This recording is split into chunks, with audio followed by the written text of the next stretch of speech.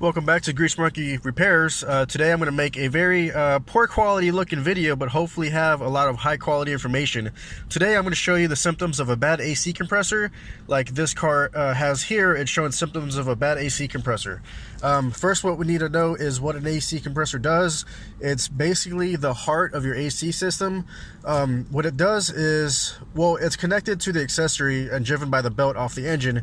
It pumps out high pressure and it sucks in low pressure. So it's like a heart with two valves, if you can imagine that. And its job is to push out the Freon.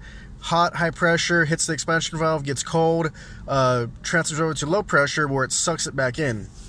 So right now I've got the AC on, it's hot. I'm sweating inside the car. So it's about 90 degrees outside, and in the vent, if I get it way back in there, 72 is what I'm getting. About 72, 73 degrees. So it is not cooling good at all. And so how we can tell you have a bad AC compressor without having an AC machine like you see in the back. I have it hooked up, but okay, what I'm going to do here is I'm going to give it a little bit of gas and look at the temperature. So we're at 74 degrees. I'm going to give it a little bit of gas.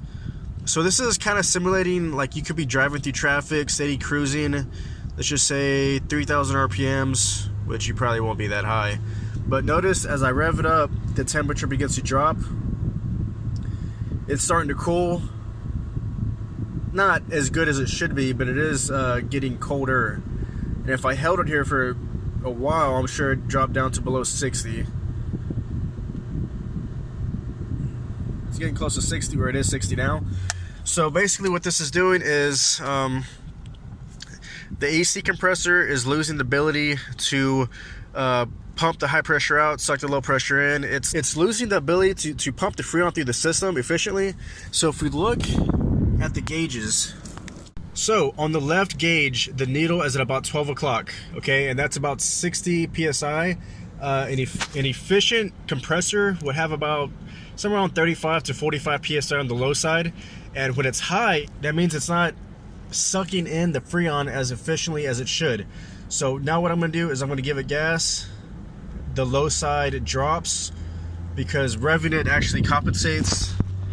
Giving it a little gas kind of compensates for its lack of ability to suck in the Freon. So you rev it up to compensate for the bad compressor. It's able to suck down the Freon. The low side drops. The AC gets cooler. These are basically signs I look for to determine if it has a bad AC compressor or not. So yeah, what I'm going to do today is replace the compressor. Yeah, this isn't the best video, but I hope it helps you. Basically, if you know your Freon levels are good, your AC cools when you give it a little gas, and when the RPMs drop and it gets hotter, that's a good sign your compressor's bad.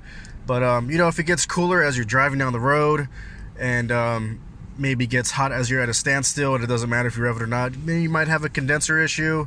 Your cooling fan might be out on the condenser, things like that. Yeah, if you have any more questions or want to see any more videos, just comment below. Hope you liked the video. Thanks for watching.